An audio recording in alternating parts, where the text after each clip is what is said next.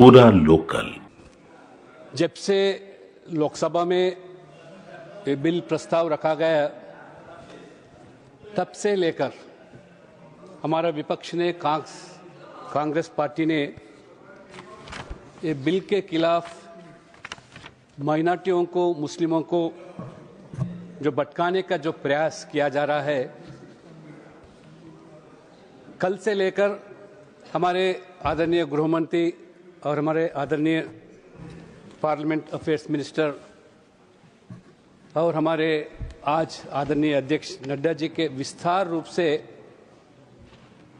इस बिल के माध्यम से लोगों को बताने के बाद काफी लोग आज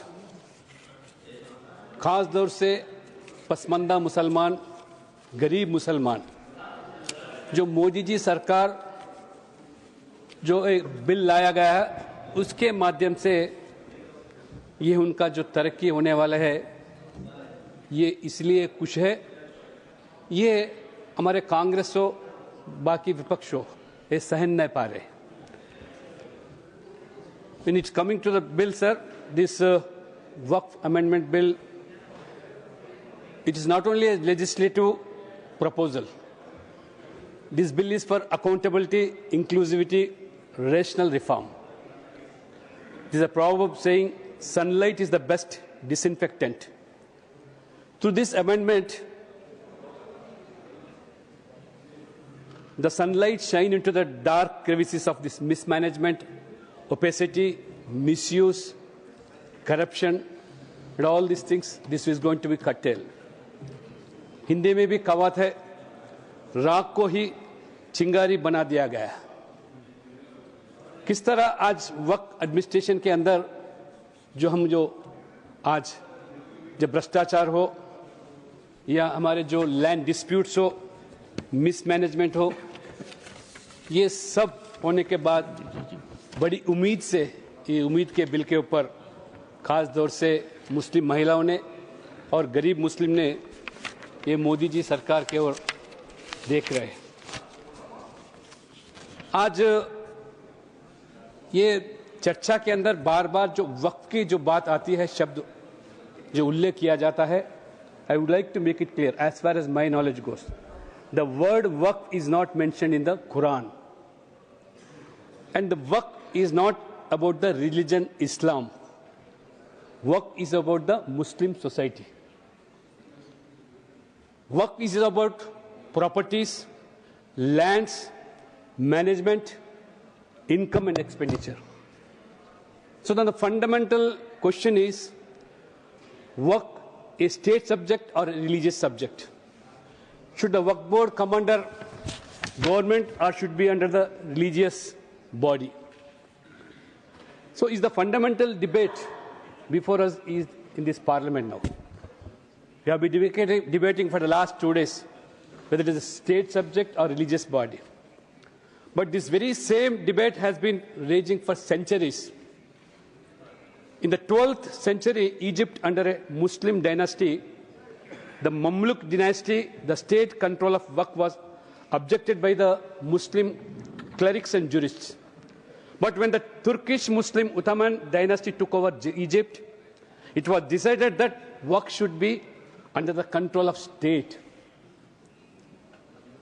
आदरणीय हमारे अध्यक्ष नड्डा जी ने भी उल्लेख किया, आज काफी इस्लामिक देशों में भी वक्फ management has been modernised, centralized and brought under the state control to ensure transparency, accountability, efficiency, and to see that these countries now, we see countries like Turkey, Saudi Arabia, Kuwait, Jordan, Oman, Lebanon, they exemplified their administration and these state controls.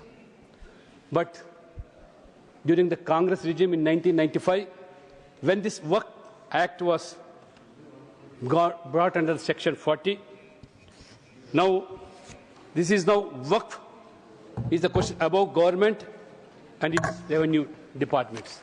Through this Section 40, the then government has brought into the fold of about this. And even this Waqf Tribunal's decisions are really above High Courts and Supreme Courts through this 40 section, thereby putting the Waqf above the Constitution of India. संविधान के पुस्तक लेके हम जो प्रचार करते हैं, पूरा देश भर लोगों को जो गुमराह करते हैं, मैं पूछना चाहता हूँ सीधा, ये जो कॉन्स्टिट्यूशन के अबव जो है, ये हम पूछना चाहते हैं। सिर्फ और सिर्फ केवल वोट बैंक पॉलिटिक्स के लिए, ये माइनॉरिटी वोट हासिल करने के लिए 60 साल से हम देख रहे हैं कांग्रेस किस तरह लोगों को एक नफरत की दीवार खड़ा कर कर हिंदू और मुसलमान के बीच में वोट पाने का जो साजिश चल रहा है, हम देखते हुए आ रहे हैं।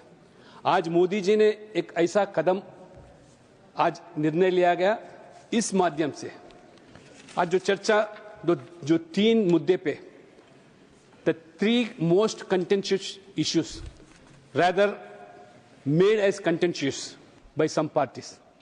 Sir, Section 1, Section 40 of the Waqf Act 1995. Second, the issue is non-Muslims in Waqf boards. Third, Waqf by users. Sir, when it comes to Section 40, if one respects Constitution, अगर संविधान के ऊपर हमको इतना हमदर्द है, then there is no argument. Waqf cannot be above the courts or judiciary. Either Waqf boards or tribunals, naturally they should be under the control of state and they should be answerable to the judiciary also. The proper management of the properties, ये issue जो है ये properties का मुद्दा है, इसका management का मुद्दा है, इसका देख रेख का मुद्दा है, और जो भी इसके अंदर जो गफला हो रहा है उसके बारे में ये मुद्दा है। Number 2, second, non-Muslims on Waqf boards. If Waqf boards are a state subject and India is a secular country, then the state has no specific religion, then non-Muslims can also on the board when it's come to the state control.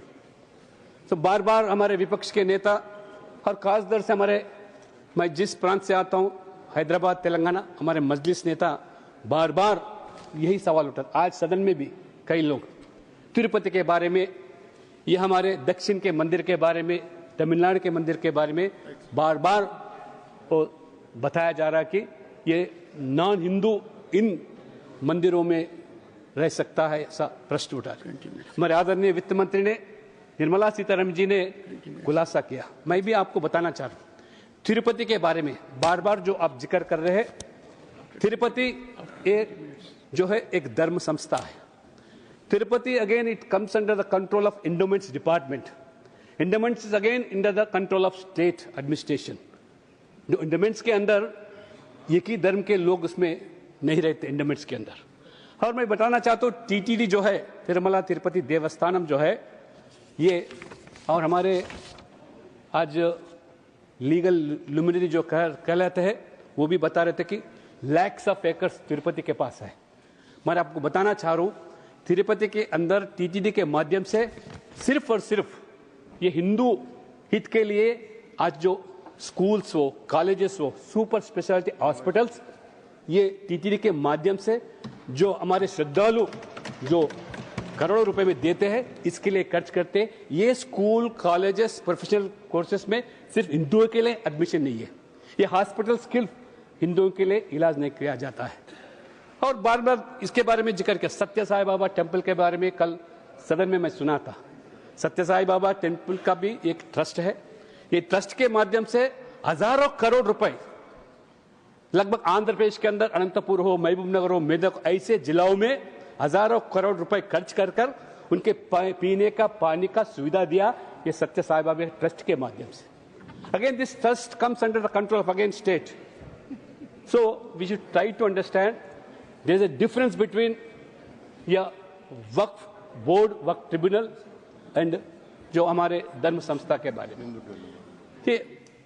तीसरा जो मुद्दा है वक्फ by user, ये हमारे कल गृहमंत्री जी बताया सदन में, ये हमारे बिना कोई डॉक्यूमेंट का, बिना कोई कागज का, बिकॉज हम इसमें यूज कर रहे हैं तो ये वक्फ होना चाहिए। जब हम ये जो भी हम इस्तेमाल करते हैं बिना डॉक्यूमेंट का, आज ये बिल के माध्यम से आज डॉक्यूमेंटेशन के बारे में, उसका लीगल सपोर्ट के बारे में, जो एविडेंस के बारे में पूछा गया, तो उसके ऊपर भी आज लोग हमारे चर्चा करें।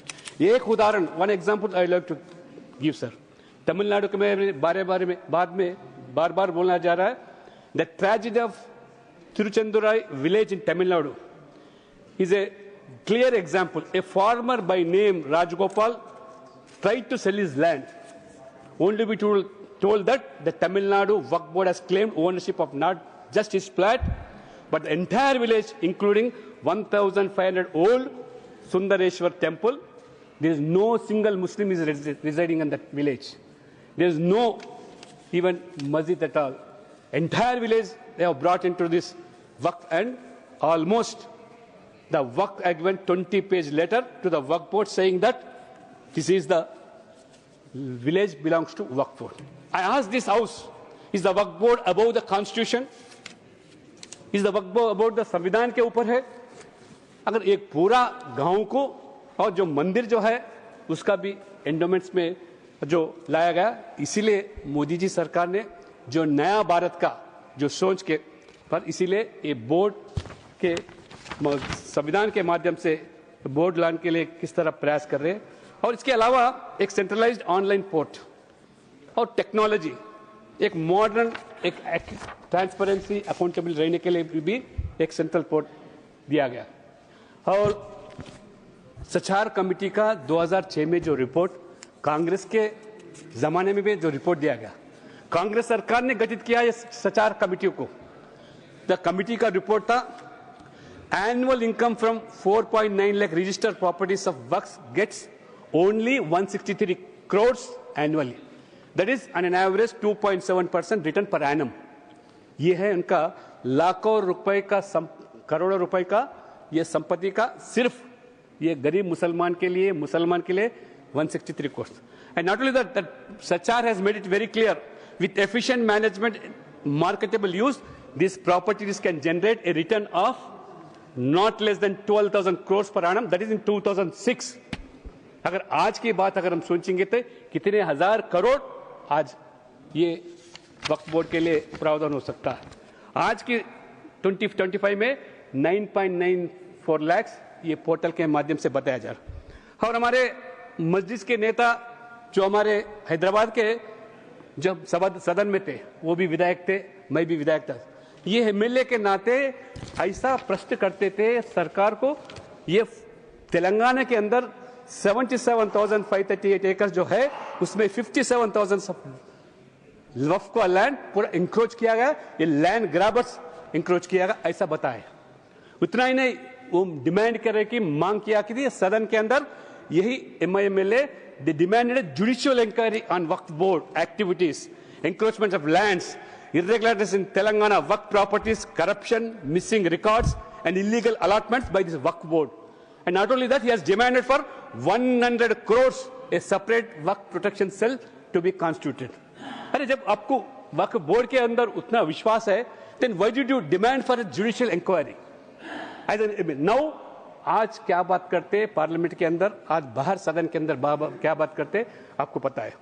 इसलिए आज सचार कमेटी इतना ही नहीं, आज 1.2 लाख करोड़ वर्थ लैंड्स जो है, ये जो आज संपत्ति मिल रही उसके लिए बारे में भी ज्यादा कर सकते। और उतना ही नहीं, पसमानदा, शिया, सुन्नी, बोरा, अगानिस, इन सब लोगों के लिए जो प्रावधान दिया गया उसके लिए आज इसमें जिक्र किया। इसलिए आज मैं उत्तर प्रदेश के अंदर भी काफी लोग जिक्र किए थे। उत्तर प्रदेश के अंदर भी आज मोदी जी और डबल इंजन सरकार के माध्यम से 23 करोड़ आबादी के अंदर 15 करोड़ लोगों को निःशुल्क राशन और गरीब कल्याण योजना इतने दिया जा रहा है, कोई भेदभाव नहीं। आज हमारे बताया संसद सदन में भी किस तरह मुस्लिम भी उसमें आज वो लाभान्वित हो रहे हैं। इस तरह मोदी जी सरकार के अंदर कोई भेदभाव नहीं। और तेलंगाना के अंदर इतने डिस्प्यूटेड लैंड है, आउट ऑफ 77,530 एकर्स लैंड जो है उसमें 74% of the lands are under no, ये पूरा डिस्प्यूट्स में है, आज केसेस में है। इसलिए आज ताजुबोता हमारा जो हैदराबाद के अंदर बड़ी एयरपोर्ट जो बनाया गया है, ये कांग्रेस राजीव गांधी इंटरनेशनल एयरपोर्ट के माध्यम से आज उस GMR के नाम पर जो एयरपोर्ट है उसमें 1100 एकड़ आज वक्फ लैंड का दिखाया जा रहा है। जो सरकार का जो लैंड जो एयरपोर्ट के लिए दिया गया उस सरकार वो लैंड को भी आज 1100 लैंड आज वक्फ के माध्यम से ये मांग किया जा रहा है। Hotel Hyatt 5 star hotel Hyderabad के अंदर वो भी वक्फ लैंड दिखाया जा रहा है। होटल मैरियट ये भी आज हैदराबाद के अंदर इस तरह दिखाया जा रहा। इसलिए आज मैं इतना ही मैं बोलना चाह रहा हूँ कि ये वोट बैंक पॉलिटिक्स छोड़कर लोगों को गुमराह कर कर एक भ्रम फायदा कर कर माइनॉरिटी के खिलाफ बीजेपी को खड़ा कर कर जो साजिश कर रहा, आज जरूर इस बिल के माध्यम से गरीब मुसलमान को, गरीब महिला विधवाओं को और पसमानदा मुसलमान को ले जरूर इससे लाभ होगा। इसलिए इस बिल का मैं समर्थन करता हूं, जरूर मैं सहयोग देता हूं। बहुत बहुत धन्यवाद।